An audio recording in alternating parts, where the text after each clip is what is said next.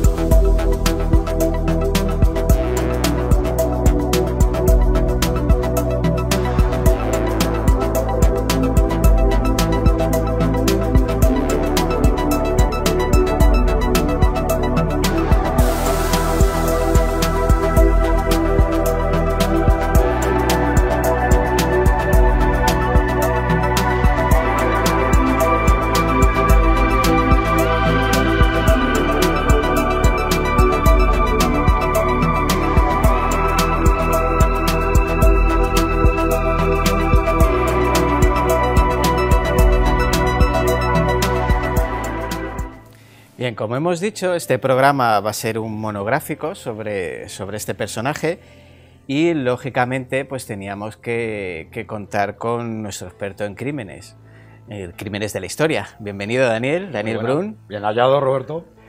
Pues bueno, vamos a hablar de un personaje bastante siniestro, Manuel Delgado Villegas, que pone aquí que nació en Sevilla el 25 de enero del 43, su madre una muchacha joven, murió al darle vida, todo. Eran años de mucho hambre, de mucha miseria, etcétera.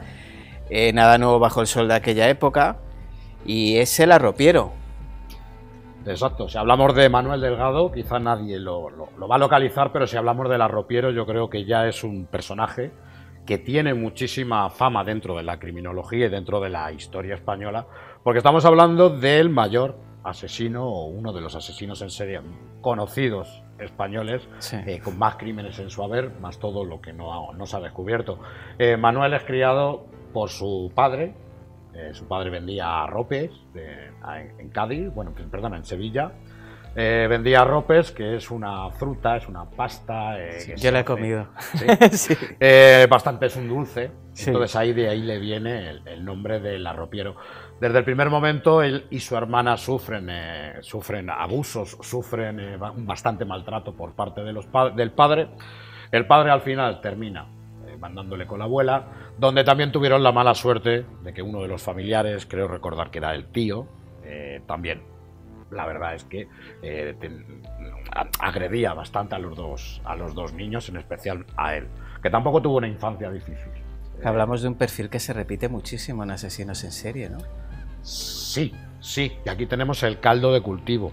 Aquí tenemos el caldo de cultivo del asesino, porque hay que hablar que él ya tenía de por sí ese cromosoma del asesino. Estamos hablando del patrón trisómico del XYY, que es conocido como el cromosoma del asesino, que luego ha habido mucha ciencia sobre ello, ha habido muchas discusiones por parte de científicos, por parte de psiquiatras, los cuales no lo determinan del todo, porque es el mismo patrón que tenía el estrangulador de Boston, pero el estrangulador de Boston, sin embargo, no había tenido en ningún momento una infancia difícil. como la tuvo el arropiero, que sufrió también bastante por parte en el colegio, entre los niños jóvenes, porque hay que recordar que tiene dislexia.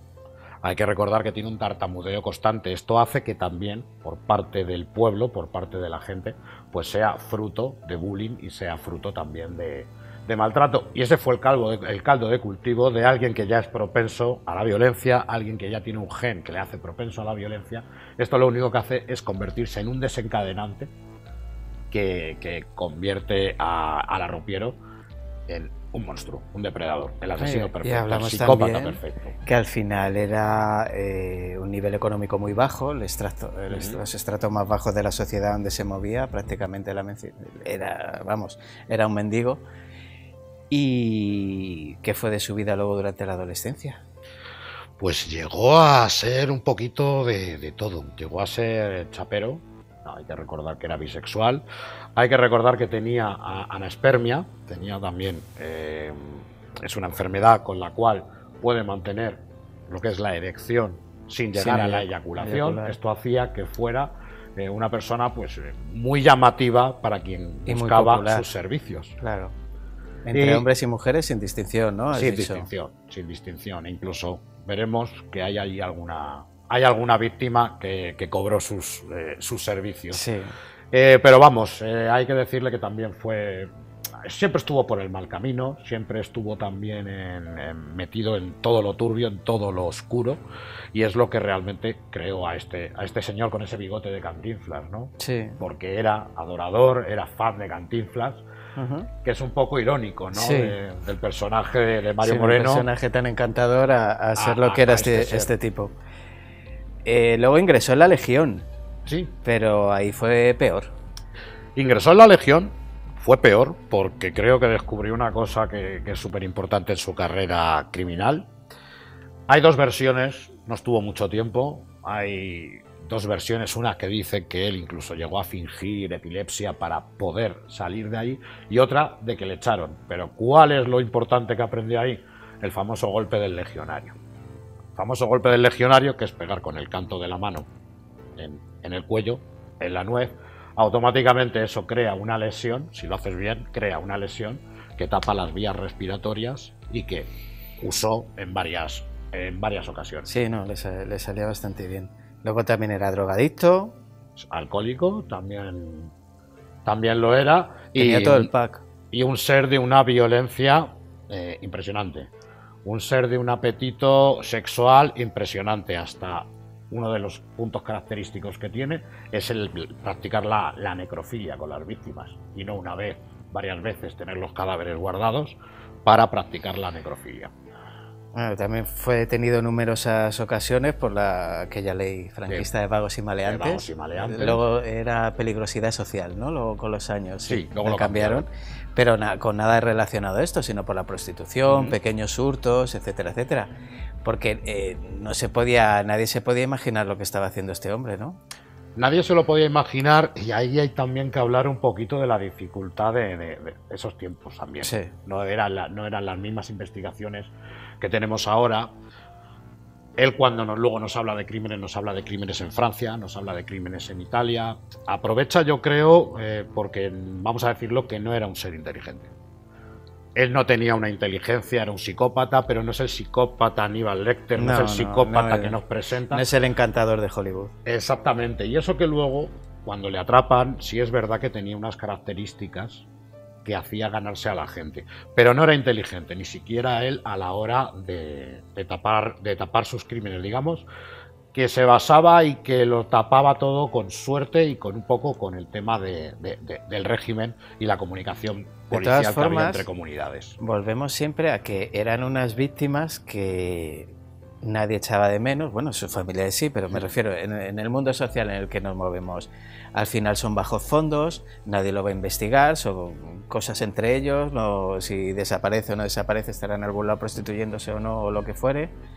Y eso hacía más fácil que él pudiera moverse con soltura en ese mundo y seguir matando. Sí, y de hecho además una de sus víctimas, simplemente por el hecho de ser gay, por ser homosexual, pues eso como que incluso se llegó a descartar.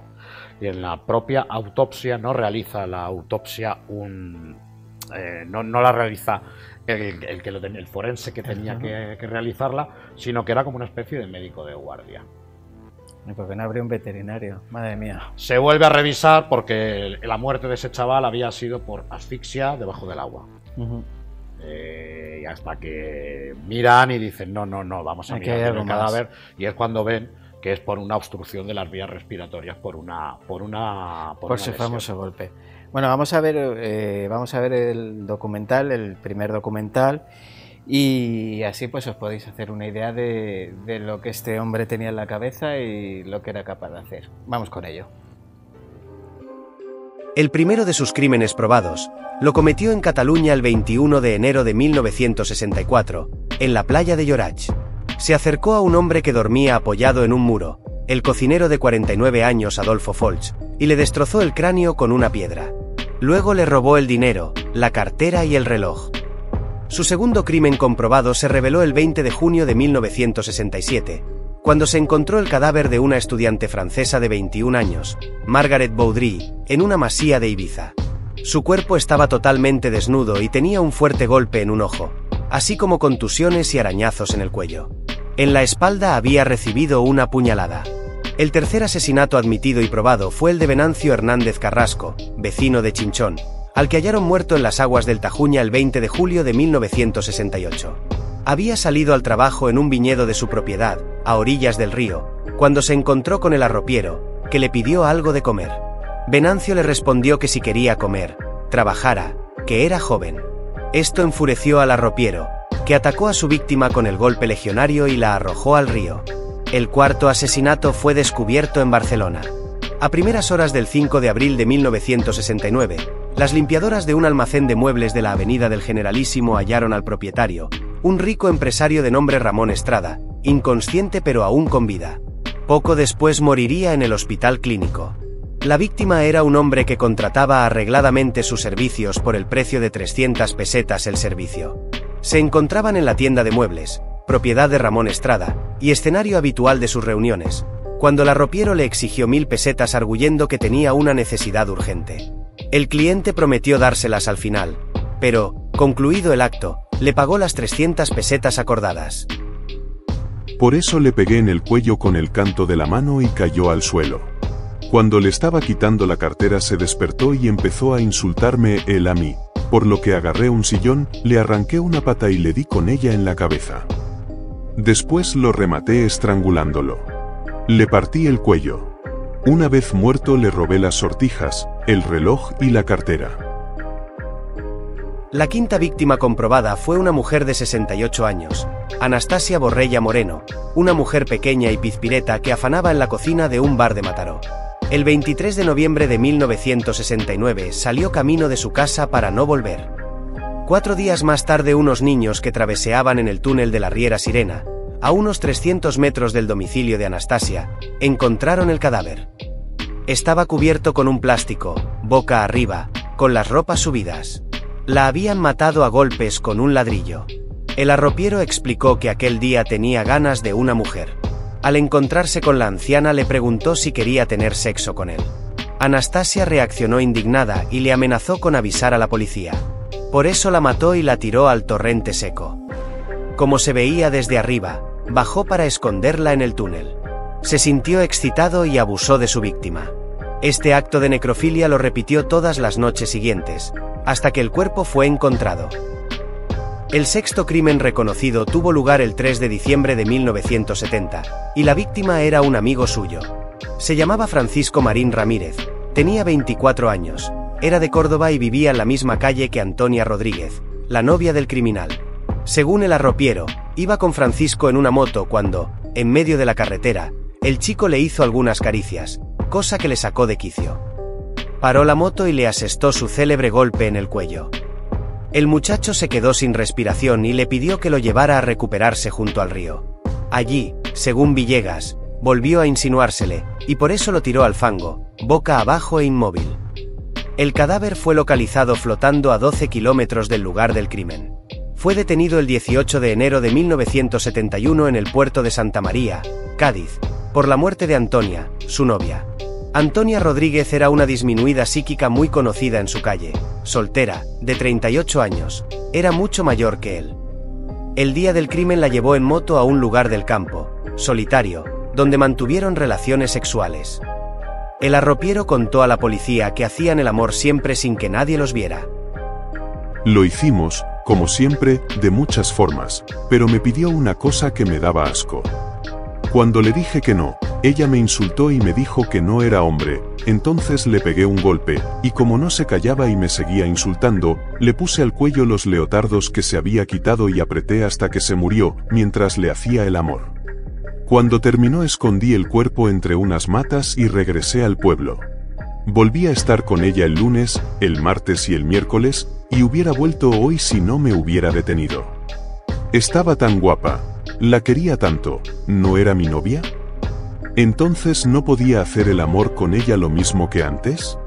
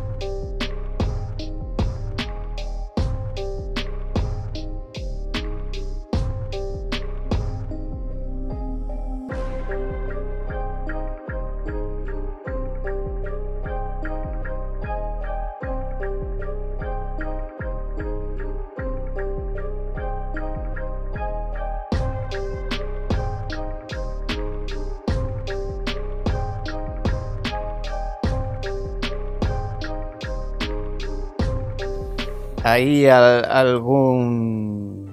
Es que estas cosas a mí me tocan, te lo juro.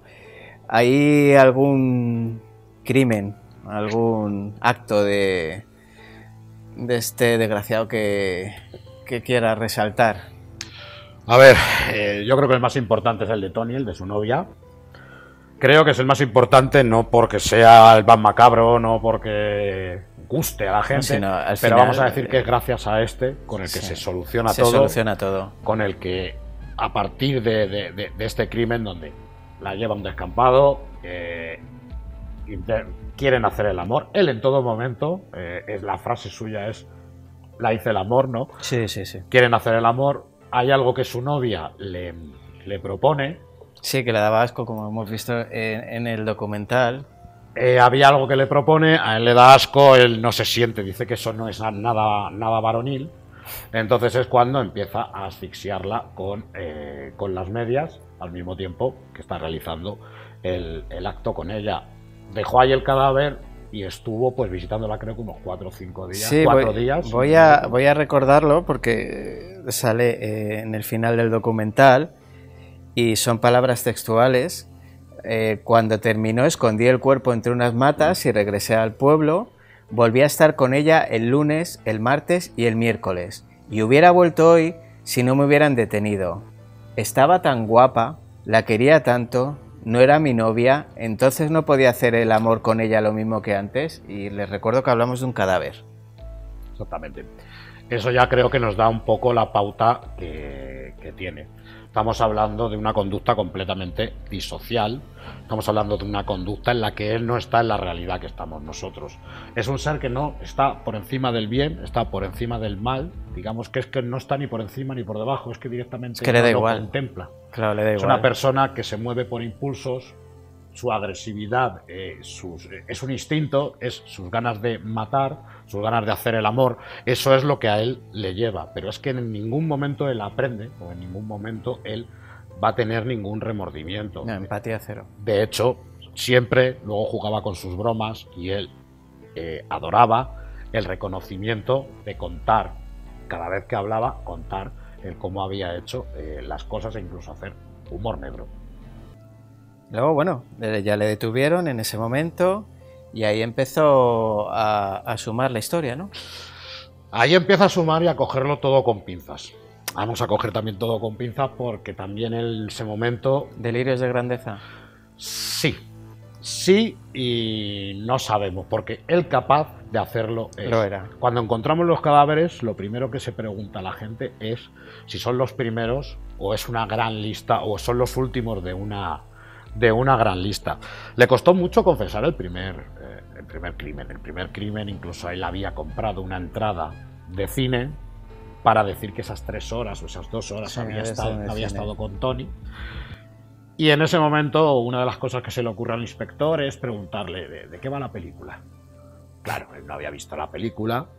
No, muy listo no era. No. 7 horas de interrogatorio donde estuvo negando los hechos hasta que, bueno, se dice que incluso se le amenazó cuando le estaban tomando las huellas con la gasolina que te dan para limpiarte.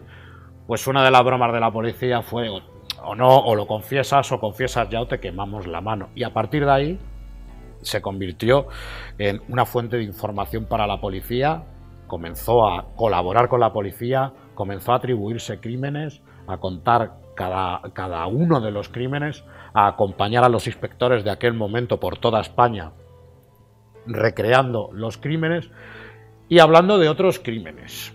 Vamos a hablar que decimos que ha habido 5, 7 que creo que se investigaron pero no se consiguió, y otros 16 crímenes que no ha habido investigación porque no había buena conexión política. Yo tengo aquí que llegaron a probarle 8. 8 fueron al final. Y que la lista más viable nos habla de 22 personas. Y él incluso luego ha estado con el tiempo llegando a engordar. Hasta 40 y tantas personas. Pero eso hay que tener también mucho cuidado. Sí, dentro de la cobardía de estos tipos, vamos a decir tipos... luego está el inflarse mucho el ego, ¿no? Es que es en el momento que él tiene. En el momento que él tiene la atención de todo el mundo. Él sale en los periódicos, vienen a verle criminólogos, vienen a verle psiquiatras. La policía le escucha, la policía le lleva a comer. La policía le llevan a llegar incluso al parque de atracciones a que se monte, porque ellos querían tenerle en todo momento contento. Claro, para que hablara. Para que hablara. Una persona que se mostraba con ellos, decían que muchas veces tenía hasta magnetismo para los propios inspectores, porque creaba una empatía. Lo llamaban el psicópata edulcorado, porque creaba incluso una empatía hacia los propios inspectores. Podemos ver las fotos incluso cómo se agarran, cómo están... cómo se llevan bien, porque era la manera en la que él hablaba, cómo le llevaban su tabaco favorito, cómo le hacían favores para que él cantara, que lo hemos visto en otros casos también. Se me recuerda el del Jarabo, al interrogatorio del Jarabo, cuando le llevaron el semi-catering aquel que le llevaron, y se pudo asear, afeitar y luego ya confesó. Madre mía de mi alma. Yo no me pondría a que me cogiera, ¿eh? Hay una anécdota a Salvador, que es el inspector. Llega un momento que cuando estaban comiendo enfrente le dice el arropiero: ¿no tienes miedo a que coja ahora mismo este tenedor y te mate con él? Y él mismo cogió y dijo, puso la pistola sobre la mesa y le muy dice, Kepler eso. Mira, no tengo muy miedo. Kepler. Y le dice, no hombre, si estoy en broma, tú eres mi amigo. Por eso te digo, llegó con Salvador, llegó a tener una conexión muy especial que a día de hoy Salvador, en propias frases que dice él, le ha costado. Dice que se despierta todavía por las noches, muchas noches se despierta creyendo que tiene que ir a madrugar para hablar con el elemento. Una investigación así te tiene que marcar. Ya no por la importancia, porque al final es que hablamos de dar importancia a semejantes seres por el número de crímenes, ¿no? Claro. Es fastidioso eso, la verdad. Pero bueno, al final su importancia histórica como criminales la tienen. Y al final tenemos ese instinto que toda esta miseria humana nos atrae. El por qué lo harán o no lo harán, a quien han matado, a quien no han matado. Yo soy súper fan del true crime.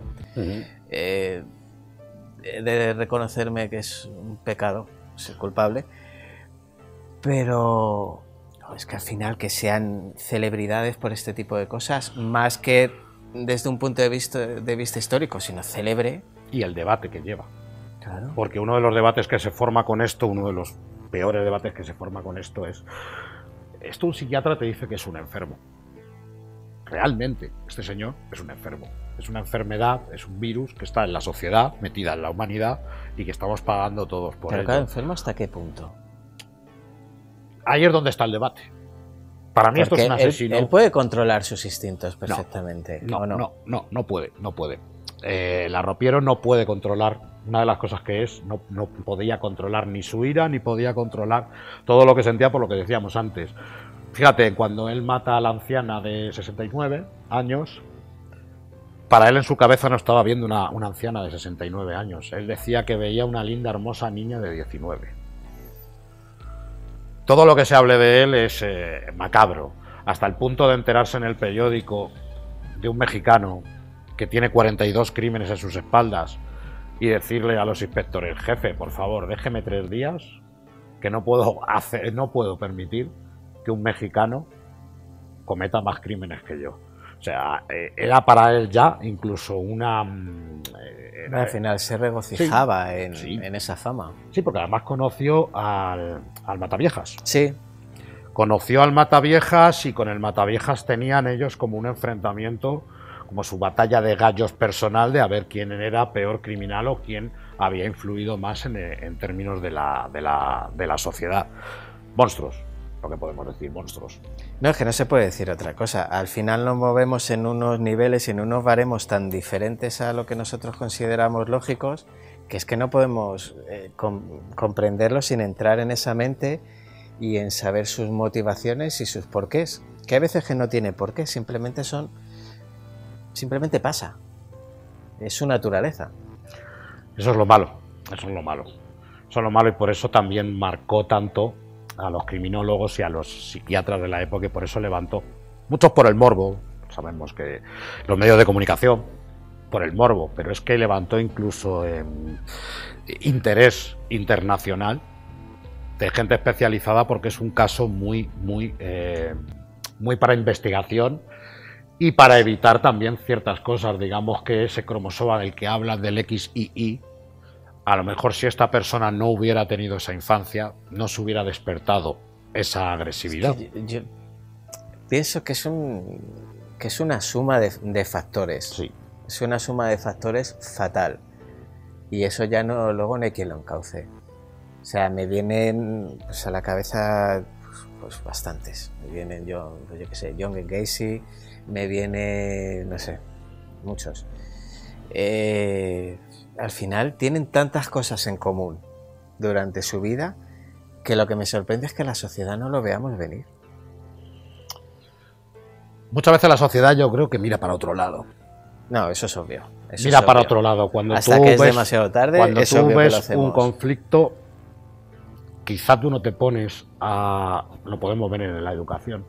Tú cuando ves ciertos niños, hay ciertos niños en las clases, más ahora, que apuntan para criminales. Para psicópatas total. Que son gente que está haciendo daño a sus compañeros. Estamos criando a los asesinos de mañana.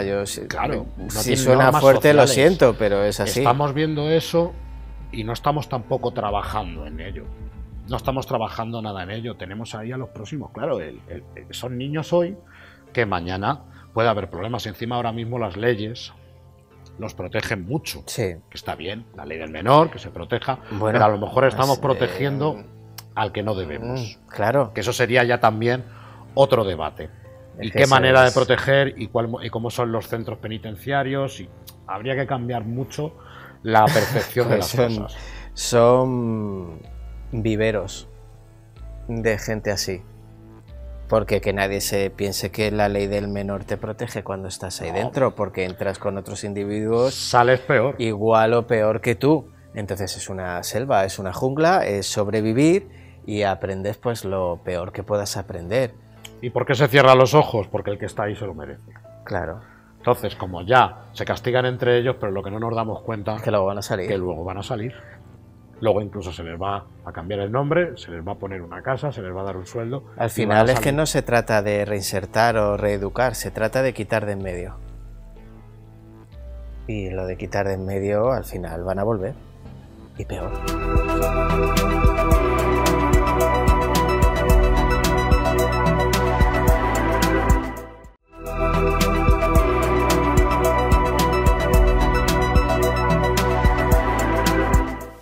Vamos a emitir una entrevista que han hecho las autoras de un libro muy particular sobre el arropiero. Ellas son Ana Madrid Egea y Noemí Torreyes Gray. El libro se llama El arropiero, el asesino errante, y cuando vean el documental, la entrevista, van a entender por qué ellas dos son una voz sobradamente autorizada para hablar de este tema. Vamos con ello.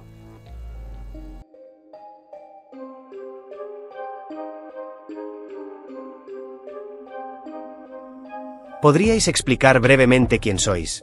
¿Y por qué escribís sobre asesinos en serie? Nosotras somos enfermeras especialistas en salud mental y también antropólogas. Y esta doble perspectiva es la que nos animó a intentar entender por qué se llega a ser un asesino en serie. Nosotras trabajamos en un psiquiátrico y allí mismo teníamos más de los que hubiéramos querido. Así que comenzamos a poner nuestra atención no solo en la enfermedad mental, sino también a qué tipo de vivencias podía haber afectado desde su nacimiento hasta el primer asesinato a estas personas. Porque esto nos parecía básico para poder llegar a entender su perfil. ¿Por qué el arropiero?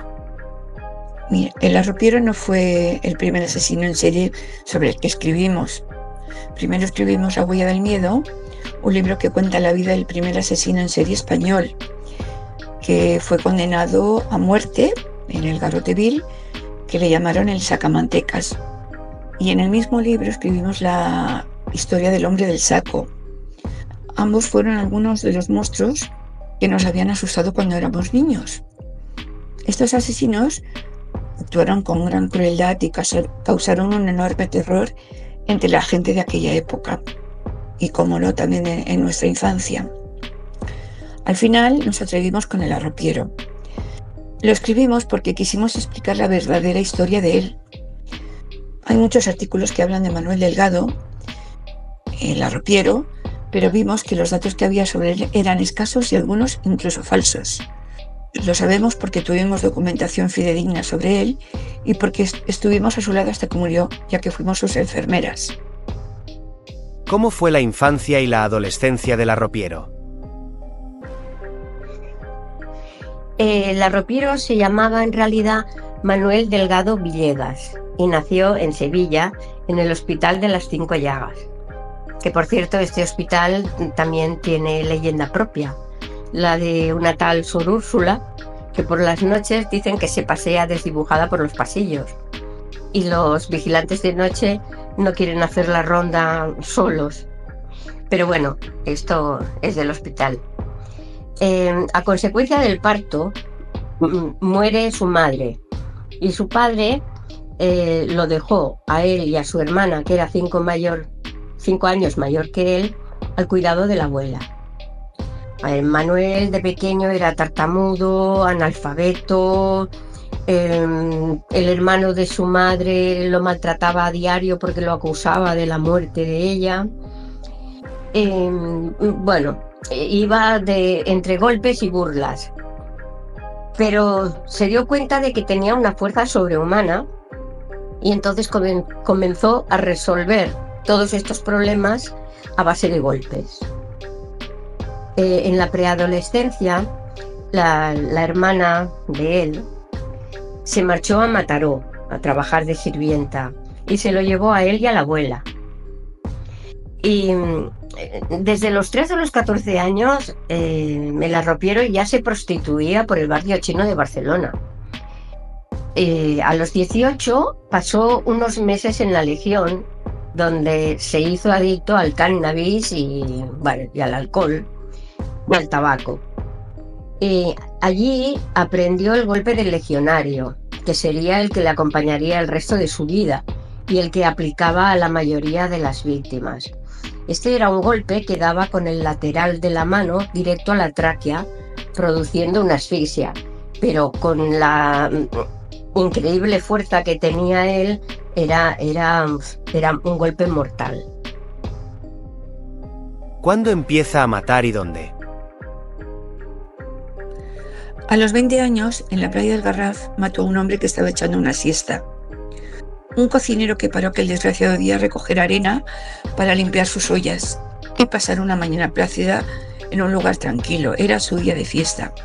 ¿Mató para robar? No quedó claro. ¿Cuántos asesinatos cometió? Reconocidos fueron 48, demostrados 22 y comprobados in situ 7. Estos 7 asesinatos fueron corroborados gracias a lo que la prensa llamaba la caravana de la muerte, que fue un viaje que llevaron a cabo el asesino con el inspector que lo detuvo, un juez y 2 policías más. Lo que pasa es que no pudieron seguir porque un juez de Barcelona los hizo regresar. Parece ser que Manuel tenía memoria fotográfica y recordaba todos los macabros detalles de sus crímenes cuando los recreaba delante de los policías, creando a menudo un malestar entre los policías que lo escuchaban. ¿Por qué le apodaron el arropiero? El padre de Manuel elaboraba rope, que eran unos caramelitos blandos que estaban hechos a base de higos y los vendía en el puerto de Santa María, Cádiz. Manuel le ayudaba a venderlos por las calles y claro, al final lo reconocían como el hijo del arropiero. Los niños lo perseguían para que le regalara esos dulces. ¿Cuándo y cómo lo detuvieron? Fue detenido en el puerto de Santa María por su última víctima, que fue precisamente su propia novia. La asesinó mientras estaban teniendo relaciones sexuales. Es que Manuel padecía de necrofilia y escondía los cadáveres de las mujeres que mataba durante algunos días para así poder seguir teniendo relaciones con ellas.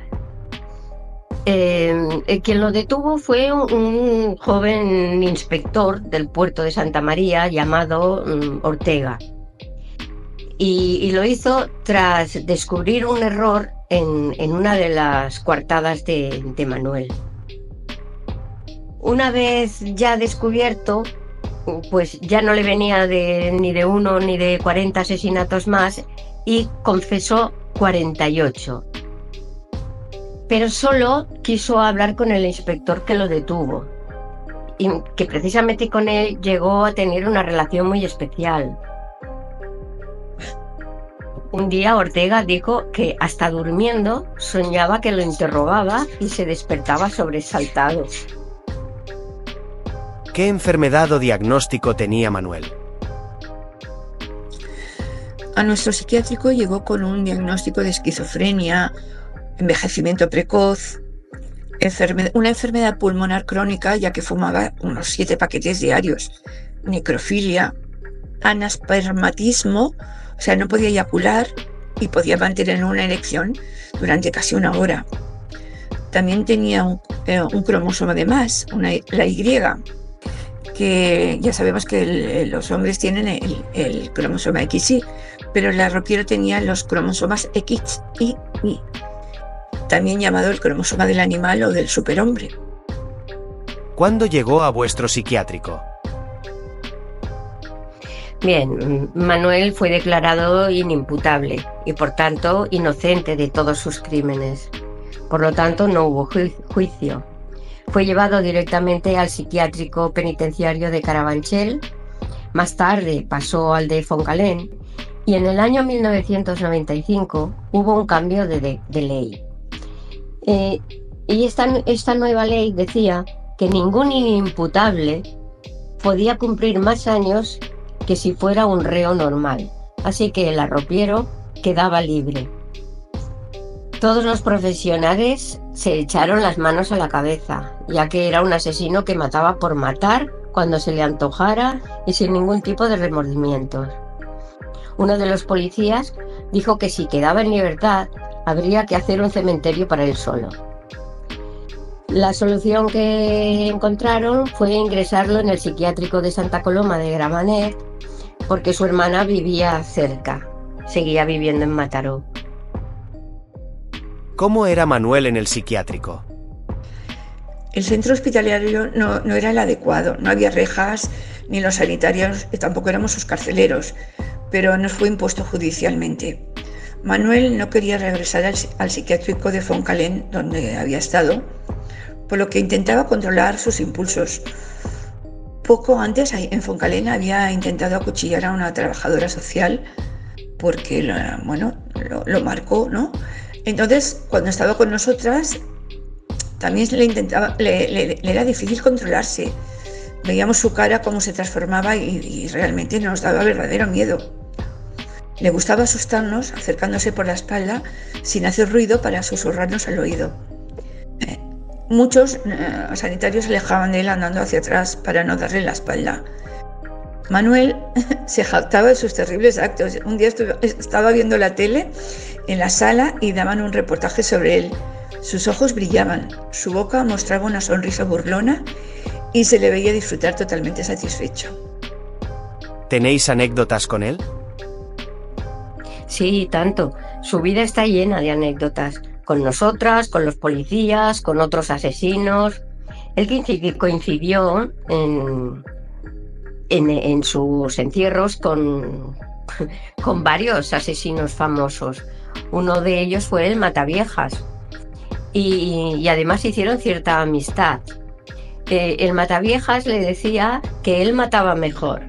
El arropiero le respondía que bueno, pero que él lo mataba todo.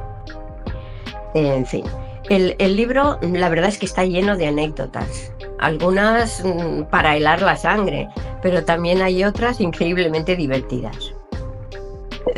Porque Manuel, cuando no mataba, era una persona que tenía la gracia gaditana. Se dejó un bigote a lo Cantinflas porque, bueno, era un personaje que a él le gustaba mucho. De hecho, el arropiero fue un hombre atractivo. Era corpulento, moreno, tenía unos ojos claros, muy fríos y de talla media. Había veces que adquiría una postura autista que podía hacer pensar que era retrasado. A Ortega, el inspector, un periodista una vez le preguntó si el arropiero era retrasado. Y el inspector contestó: ¡los cojones! Un hombre capaz de matar durante años sin ser descubierto, montar unas coartadas increíbles y manipulando a quien quería y como quería, era increíblemente inteligente. ¿Algo que queráis añadir? Bueno, solo queremos decir que estamos satisfechas del éxito que está teniendo el libro, porque esto indica que está gustando y nos anima a seguir escribiendo, ¿no? No hemos querido desgranar mucho el libro para que la gente pueda sorprenderse y disfrutar de la lectura. Algunas de sus víctimas también fueron personajes famosos y todos sus asesinatos son dignos de estudio. Manuel fue un asesino desorganizado, sin empatía ninguna, capaz de acabar con quien se le pusiera por delante y disfrutar con ello. Entonces, bueno, queremos que lo leáis y que disfrutéis mucho con la lectura de este personaje tan especial, ¿no?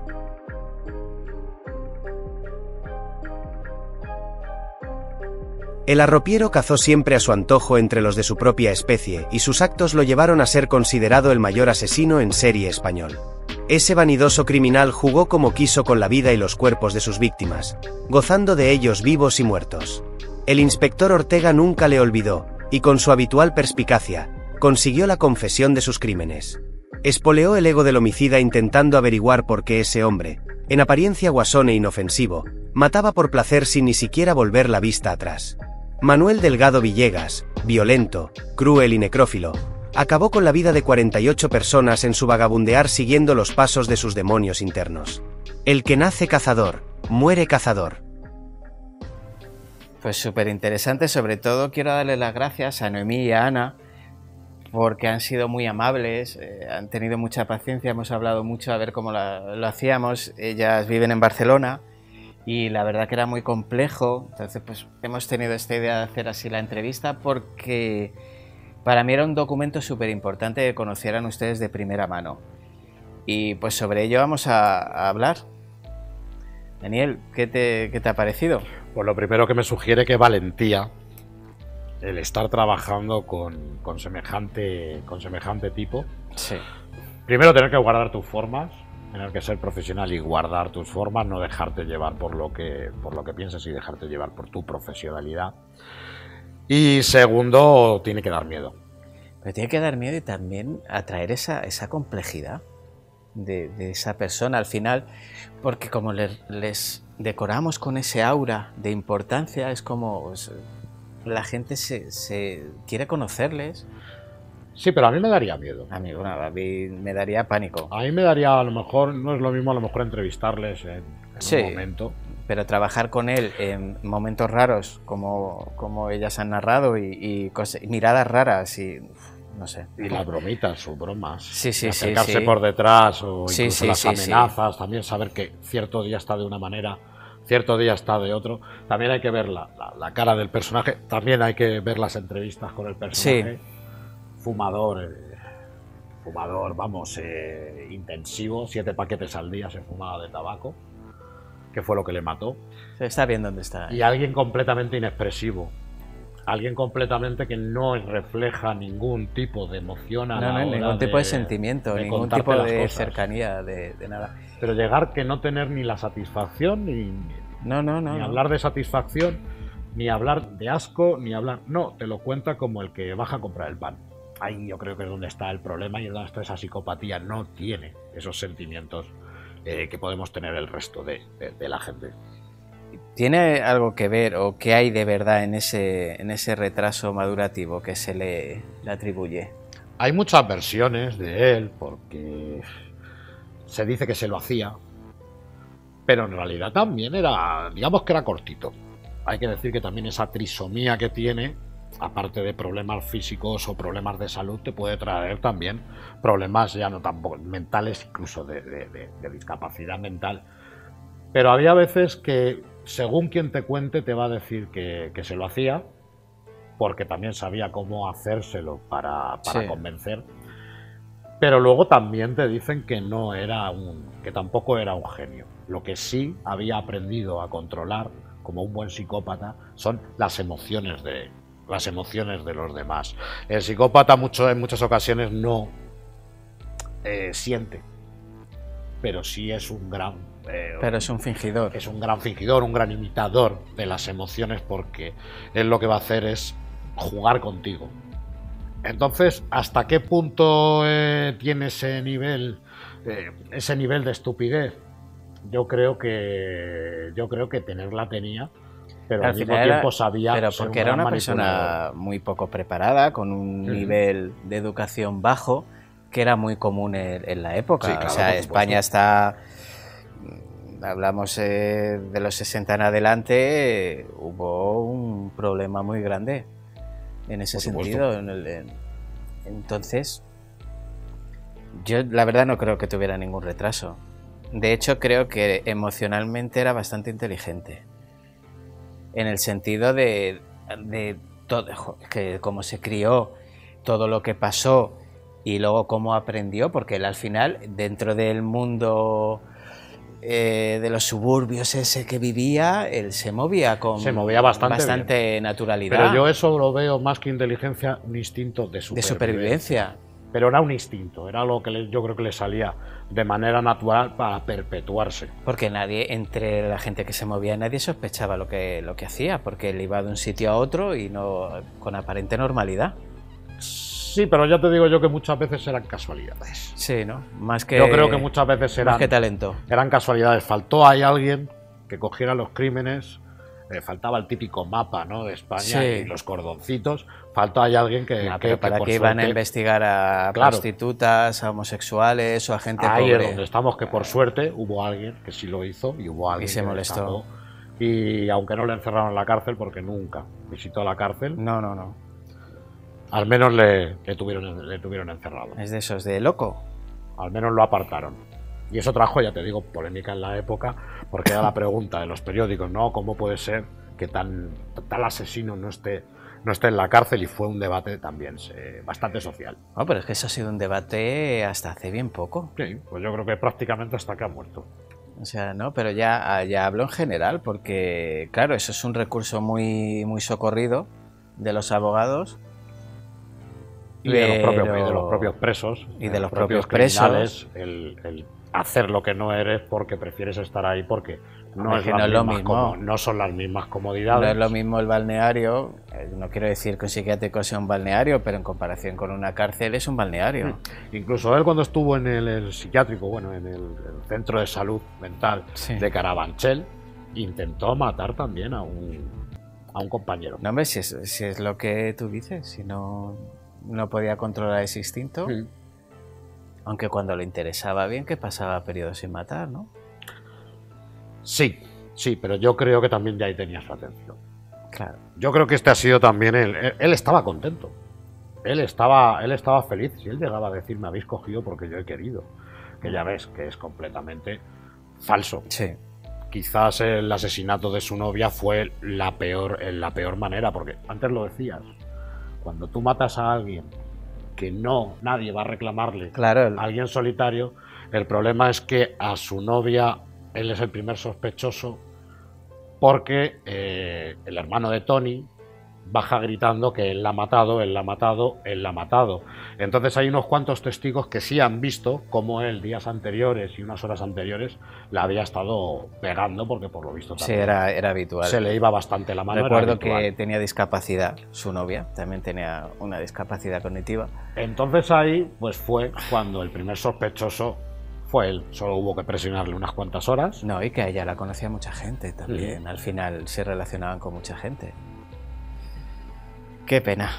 Bueno, pues nos vamos a Sí. dejar a este personaje. Vamos a tomarnos un respiro, sí. Sí, que vuelva al anonimato. Nosotros nos vamos por hoy. Muchas gracias por este especial que te has currado aquí conmigo, que vas a hacer doblete en esta serie de programas, así que encantado de volver a verte. Nada, gracias a ti siempre. Y Gracias. muchísimas gracias a ustedes y nos vemos la próxima semana con más enigmas de la historia.